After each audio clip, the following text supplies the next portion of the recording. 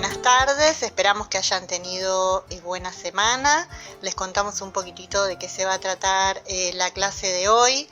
Como ustedes ya saben, estamos abordando la unidad 2, que es sobre las principales teorías comunicacionales que desde el campo de las ciencias sociales intentaron empezar a pensar y a interpretar lo que estaba pasando con los nuevos medios masivos de comunicación, sobre todo a partir del surgimiento del cine, la radio y la televisión. Recordarán que la clase pasada vimos la primera escuela, que es la Mass Communication Research. Recordarán también que todas las teorías que se desarrollaron dentro de esta corriente fueron a partir de la década del 30 en Estados Unidos. Hemos visto ya, la hemos caracterizado en profundidad, así que espero que recuerden algunas cosas de la clase pasada porque hoy las vamos a estar retomando. Bueno, la que vamos a ver hoy es la segunda escuela, teoría comunicacional más importante, que es la que corresponde a las expresiones de la Escuela de Frankfurt.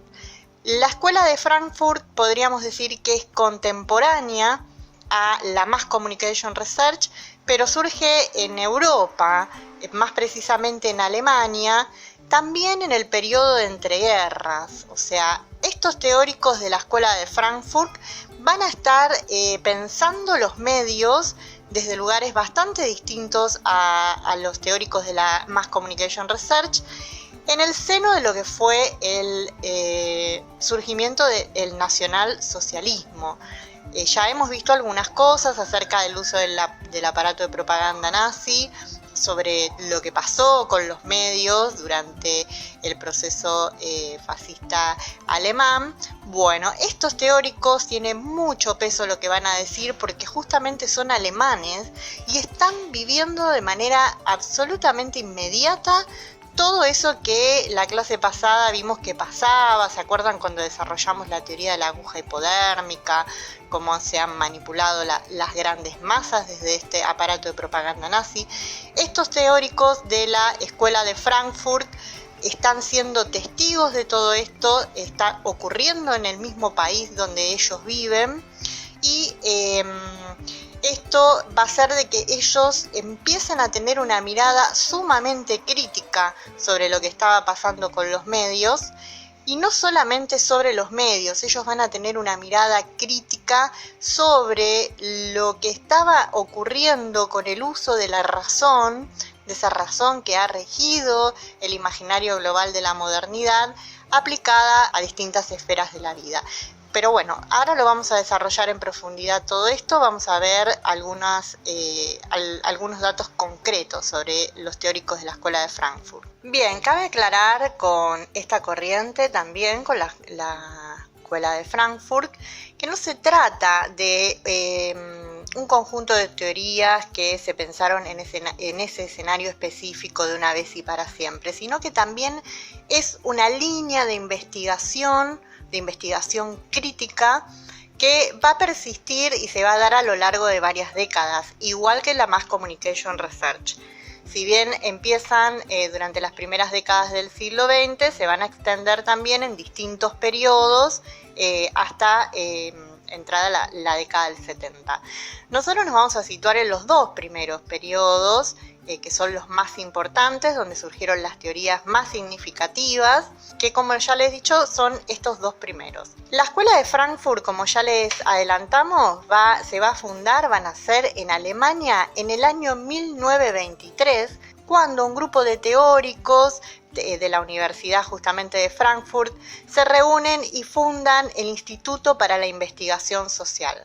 La intención de estos pensadores, de estos teóricos, era hacer desde el campo de las ciencias sociales, desde una mirada también multidisciplinaria, una crítica muy profunda y muy comprometida al capitalismo burgués. Vamos a ver después qué cosas van a criticar puntualmente.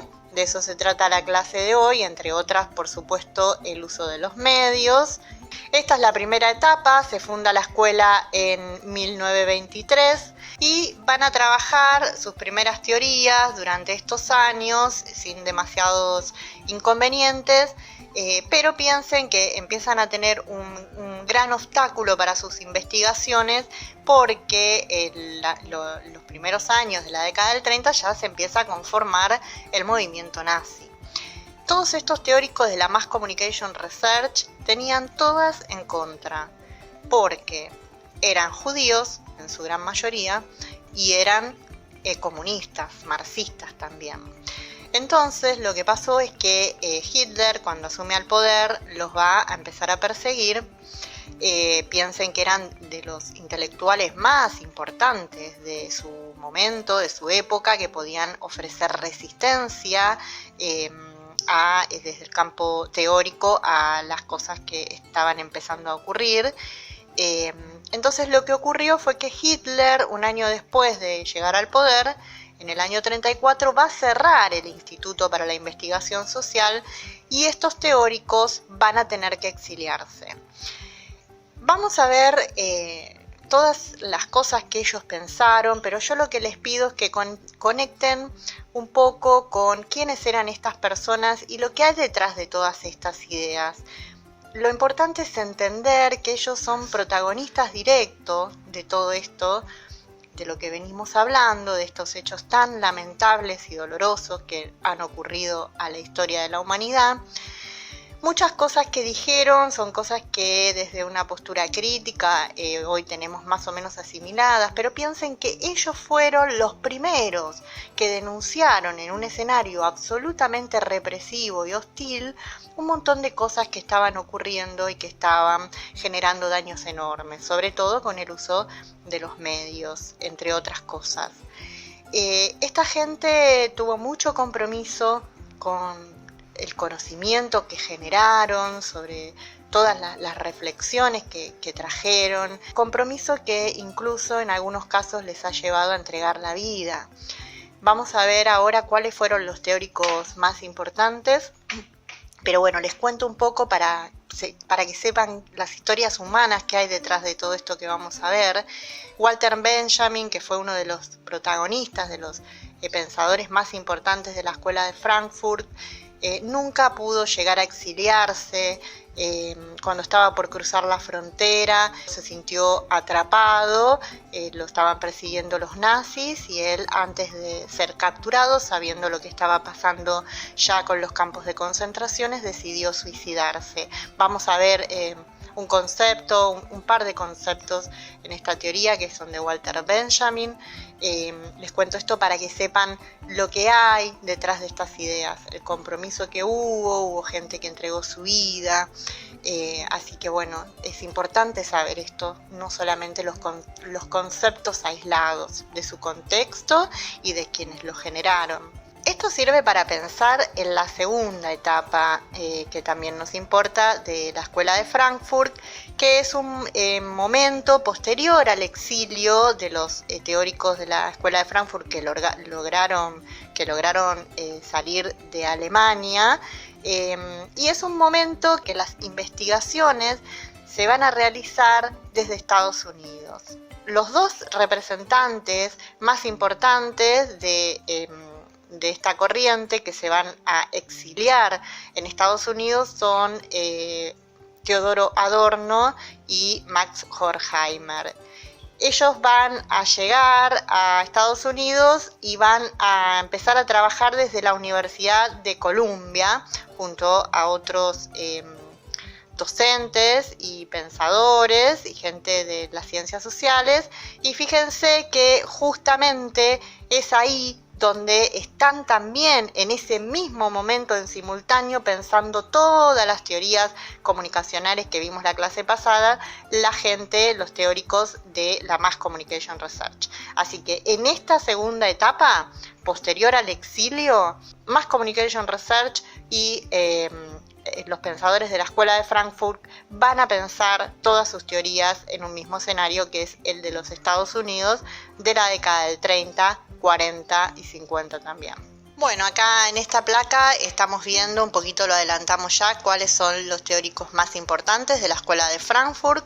Como ya lo hemos mencionado, está Walter Benjamin, que es esta persona de la que hablamos en la placa anterior, que no pudo llegar a exiliarse, que tomó la decisión de suicidarse en la frontera de Alemania cuando estaba por ser atrapado por los nazis. Mark Horkheimer y Teodoro Adorno, que son quienes logran exiliarse y empiezan y retoman su trabajo científico en la Universidad de Columbia en Estados Unidos. Y los otros autores no los vamos a ver en la clase de hoy, que son Herbert Marcuse, Habermas y Erich Fromm. Ellos no tuvieron tanto peso como los tres primeros, digamos que fueron como los más importantes, Benjamin, Horkheimer y Adorno. Y Marcuse, Habermas y Erich Fromm, también hubo otros que no son tan conocidos, escribieron y pensaron teorías comunicacionales de manera posterior, en las décadas posteriores, incluso algunos hasta la década del 70 estuvieron desarrollando teorías comunicacionales. Bueno, vamos a ver ahora algunas de las características principales de la Escuela de Frankfurt, de los grandes temas y postulados sobre los que pensaron y elaboraron sus teorías.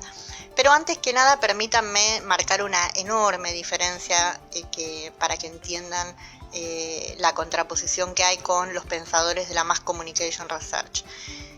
Como recordarán, nosotros hablamos cuando caracterizamos a la Mass Communication Research y dijimos que ellos tenían una mirada instrumental sobre los medios de comunicación, o sea que todo el conocimiento que ellos generaron desde su trabajo científico estuvo al servicio de la demanda, como dijimos, de los distintos poderes, de las clases dominantes, del poder político, de los dueños de los medios, del poder militar. O sea, ellos estudiaron lo que pasaba con los medios y toda esa información y conocimiento que generaron después de hacer tantos experimentos, pruebas empíricas con los receptores, con las audiencias, todo ese conocimiento fue usado para la manipulación de las masas. Justamente la Escuela de Frankfurt, los teóricos de la Escuela de Frankfurt se paran en la vereda absolutamente opuesta. Cuando ellos decimos que hicieron una teoría crítica y que tienen una mirada absolutamente crítica de los medios, del alcance, de los efectos que estaban teniendo estos nuevos medios sobre las audiencias, justamente lo que van a hacer es cuestionar en profundidad a sus colegas de los Estados Unidos, de la Mass Communication Research, porque estaban favoreciendo el surgimiento de un pensamiento que era utilizado de manera instrumental para fines e intereses que eran justamente los propios de la burguesía capitalista, que es lo que ellos van a criticar en profundidad. Por eso entiendan que son absolutamente enemigos la gente de la Mass Communication Research y los teóricos de la Escuela de Frankfurt. Vamos a ver ahora un poco estos grandes temas por los que pasaron y pensaron los teóricos de la Escuela de Frankfurt. Principalmente van a pensar de manera crítica el positivismo. El positivismo es el pensamiento científico. Vamos a ver más adelante qué cosas dijeron acerca de la ciencia, del uso de la razón instrumental. Lo que van a hacer también es criticar fuertemente los totalitarismos. Recuerden que ellos venían de Alemania, de ser perseguidos por ser judíos, por ser comunistas, y vivieron en carne propia todo esto que estaba generando y los daños que estaba generando a la humanidad los regímenes fascistas. Van a criticar fuertemente al neocapitalismo, que es lo que sería la sociedad de consumo, todo lo que analizamos en la clase anterior sobre la Mass Communication Research. Recuerdan que definimos en profundidad todo lo que era la sociedad de masas, la cultura de masas, la sociedad de consumo. Ellos cuando se exilian, sobre todo Teodoro Adorno y Max Horkheimer, van a llegar al corazón de la sociedad de consumo. Ellos se instalan en Estados Unidos en la década del 20, pleno fordismo. ¿Se acuerdan lo que hablamos del American Way of Life? Este modo de vida de los Estados Unidos, este imaginario acerca de cómo debía ser la vida de Estados Unidos, basado en la idea de consumo constante. Piensen que había un montón de bienes nuevos, productos circulando en el mercado, y los medios se utilizaron para generar deseo en las audiencias, para que esa gente empiece a consumir todo eso que empezaba a circular, también para que acepten determinadas medidas políticas. ¿Se acuerdan que contamos lo que estaba pasando, la crisis del 30, que había que tomar medidas concretas? Bueno, estoy haciendo todo un repaso para que entiendan cómo estos teóricos críticos alemanes llegan a Estados Unidos y se encuentran con todo esto que describimos la clase pasada, y van a tener una mirada extremadamente crítica sobre estos nuevos sucesos, sobre todo lo que tenía que ver con la sociedad de consumo. Otra característica es que se tratan de una corriente que va a generar teorías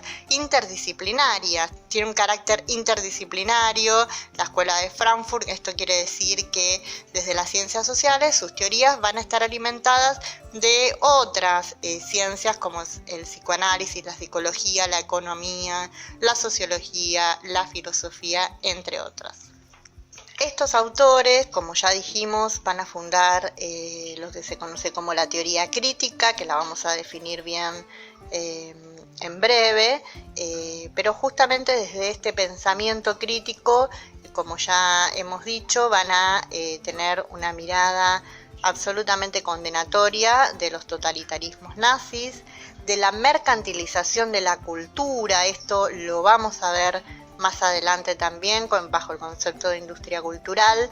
Ellos llegan a Estados Unidos y se encuentran que los mismos mecanismos y las mismas operaciones que se hacían desde los medios para convencer a las masas acerca de adherir a determinadas ideas, lo mismo estaba ocurriendo con los medios. El mismo uso se le estaba dando a los medios en Estados Unidos, pero sobre todo para poder hacer que la gente comience a consumir, ya que estamos hablando de la sociedad de consumo, todos esos productos culturales que venían de los medios como si fueran mercancías, como si fueran productos más dentro de un mercado. Por eso ellos van a hablar y van a ser muy críticos de esta idea de mercantilización de la cultura. Ahora lo vamos a desarrollar en profundidad. También van a ser críticos de la racionalización de todas las esferas de la vida.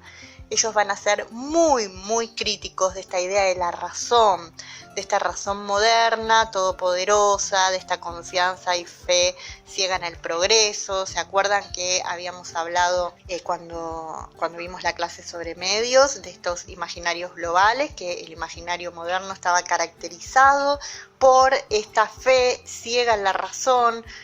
Cuando nos referíamos al surgimiento del pensamiento científico.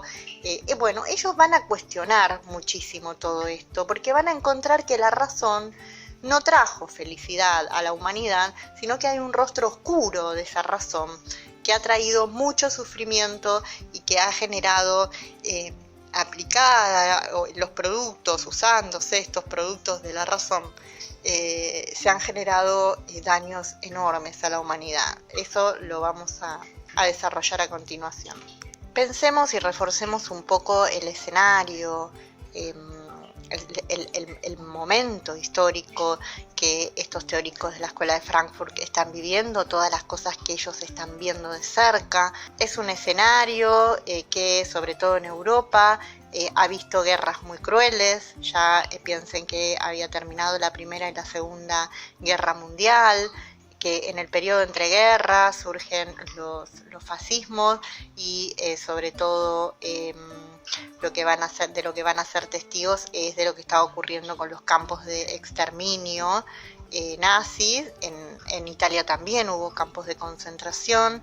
Muchos de estos teóricos habrían perdido en Alemania antes de exiliarse a muchos familiares, amigos. Pensemos eso. que ellos vivieron muy de cerca todo esto. El tema de la bomba nuclear, al final esto un poquito más avanzado, la década del 40, terminada la Segunda Guerra Mundial, recuerdan lo que pasó en Hiroshima. Ellos lo que van a ver es que este escenario se ha vuelto absolutamente irracional, en el sentido de que justamente esa razón, porque todo esto,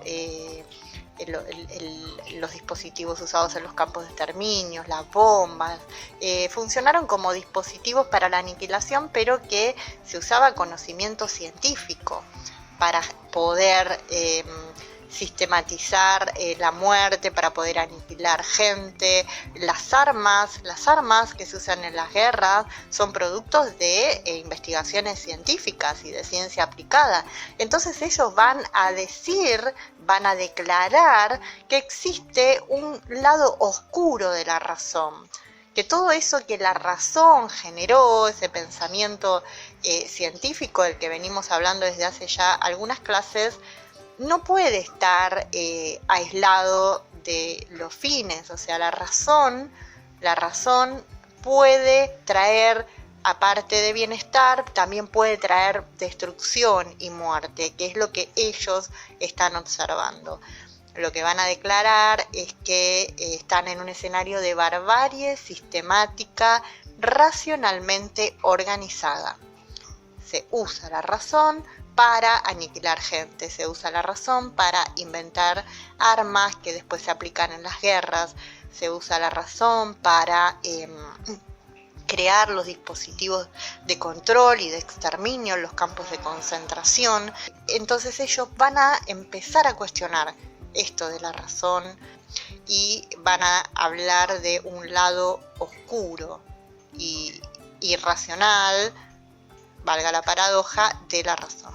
A partir de lo anterior podemos decir que la crítica en profundidad está bien, sí, es al uso de la razón, al capitalismo burgués, pero en realidad lo que se está cuestionando en profundidad es la modernidad. La modernidad porque justamente es la era de la razón. Recuerdan que habíamos hablado de esta ruptura entre el mundo religioso, sacralizado, y cómo el pensamiento científico y esta fe en la razón y en el progreso funda una nueva era, que es la era moderna. Ellos van a cuestionar en profundidad la modernidad. Van a ver de que todas esas promesas que los hombres se hicieron a sí mismos, de libertad, de igualdad, de justicia, no se están cumpliendo. Muy lejos está la humanidad de todas esas grandes promesas de bienestar, y sin embargo ellos empiezan a ver grietas, fallas y fisuras en esa vida moderna. Estas grietas y fallas y fisuras los va a llevar a hablar de que están en presencia de un apocalipsis civilizatorio. Ya sabrán el concepto de apocalipsis, es algo que habla de la terminalidad de algo, de una época. Ellos también van a hacer una lectura acerca de lo que es una lectura crítica de cómo funciona este mundo de las masas, esta sociedad masificada de la que venimos hablando. Van a ver que estas masas muchas veces tienen conductas irracionales, como por ejemplo todo lo que vimos la clase pasada, que de repente un país entero se crea que están siendo invadidos por los marcianos porque a un programa de radio se le ocurrió inventar algo así. Eso es justamente una conducta masiva irracional, absolutamente irracional. Estos teóricos van a estar viendo todo esto y van a ser muy críticos de lo que está pasando, y sobre todo de el protagonismo que están teniendo los medios de comunicación, en la capacidad que están teniendo de incentivar a estas conductas irracionales. Lo mismo en la aceptación masiva de los alemanes del genocidio, de los campos de exterminios y bueno, de todo lo que estaba ocurriendo con la Alemania de Hitler. Están ante una sociedad que es represiva, que es violenta, y todo esto es lo que van a cuestionar profundamente y van a mirar de manera crítica y van a decir: paremos la pelota, pensemos, esta modernidad ha generado monstruos, no solamente bienestar y progreso. Como decíamos, esta razón no trajo lo que tanto se había prometido al hombre, que era progreso, ni felicidad, ni sociedades más justas, sino que llevó a la consolidación o a la consagración de la barbarie sistemática racionalmente organizada. Esta razón ha servido para organizar y sistematizar métodos de exterminio, un montón de dispositivos y situaciones absolutamente represivas que generaron un daño enorme a la humanidad. Bueno, de toda la gran cantidad de teorías que han generado, que han ideado estos teóricos de la Escuela de Frankfurt, nosotros vamos a desarrollar y a tomar dos de ellas, que fueron de las más importantes. Una que es la teoría tradicional y teoría crítica, donde se plantea toda este cuestionamiento a la razón y al pensamiento científico, y por otro lado vamos a trabajar el concepto de industria cultural, que justamente habla de esto que ya adelantamos, esta idea de mercantilización de la cultura. Vamos a continuación a desarrollar cada una de ellas. Bueno, pensando en esta teoría que opone la teoría tradicional a la teoría crítica, ellos van a pensar que todo el pensamiento científico, incluyendo el de las ciencias sociales, se corresponde a la teoría tradicional. La teoría tradicional es justamente el positivismo. El positivismo es esta aplicación de la razón y del pensamiento científico para poder interpretar y por ende de manera posterior dominar al mundo y a la naturaleza. Ellos van a cuestionar la entidad y las caracterizaciones que se suelen hacer de la ciencia. Hay como un pensamiento común de que la ciencia es pensamiento objetivo y neutral. Lo que dice la ciencia es palabra santa, o sea, está todo investigado, está todo comprobado, la palabra de los científicos siempre parecería ser irrefutable. Ellos lo que van a decir es que no, las ciencias se mueven como una ideología en realidad. Es una ideología porque todo lo que se genera desde las ciencias puede ser usado para un fin o para otro, puede ser usado para el bien o para el mal. Entonces, no se puede decir que la ciencia es neutral. La ciencia, según para qué se use, es buena o es mala, es positiva o es negativa. Entonces, ellos van a cuestionar esta razón positivista, este pensamiento científico, lo van a interpretar como un tipo de razón instrumental en el sentido que se va a usar como un instrumento para alcanzar determinados fines desde los distintos poderes. Ese es el problema que ellos ven. La razón instrumental, este pensamiento científico, el conocimiento que viene de la ciencia, se puede utilizar para cualquier fin, sea para fines buenos o malos. Ellos lo que van a notar es que en su escenario, en su tiempo histórico, está dando cuenta que esa razón instrumental está siendo usada más para hacer el mal que para hacer el bien, ¿no? Pensando en los campos de exterminio, las guerras mundiales, la bomba atómica, todo esto de lo que venimos hablando. Pero lo van a extender esto también a los medios, porque los medios de comunicación también son parte de esta razón instrumental. También hay investigaciones científicas que se hacen anteriores al surgimiento de cada medio, son productos de la ciencia esos medios, y también se están usando para hacer el mal. Entonces ellos van a criticar profundamente absolutamente todo lo que venga de esta razón instrumental y sea usado para el mal, incluyendo los medios. Ellos van a oponer a la teoría tradicional, que es la teoría científica, que ya, como dijimos, para ellos no es ni objetiva ni neutral. Van a oponer a esto la teoría crítica. Consideran que la razón siempre tiene que ser crítica frente a todo tipo de ideología manipuladora y alienante. Ellos van a decir, bueno, usemos la razón, pero veamos para qué fines, como medio para qué fines. O sea, seamos críticos de para qué estamos usando esa razón, críticos constantes. Ese conocimiento que las ciencias generan, ¿para qué se va a usar? Para traer mayor progreso, para que la gente no pase tanto hambre, para que la gente pueda pensar en sociedades más justas, más igualitarias, o para destruir al hombre, para destruir los sueños del hombre. Entonces, la teoría crítica se trata de eso. Usemos la razón, pero de manera consciente y haciendo un uso crítico constante, tratando de determinar los fines para los que se van a usar la razón. Para ellos, el objetivo de la teoría crítica siempre es la emancipación, es la liberación del hombre, de la dominación, de las distintas formas represivas y no el sometimiento, como lo hemos visto en todos los episodios de la historia que venimos describiendo. Su meta, la meta de la teoría crítica, es aportar a la construcción de una sociedad más justa.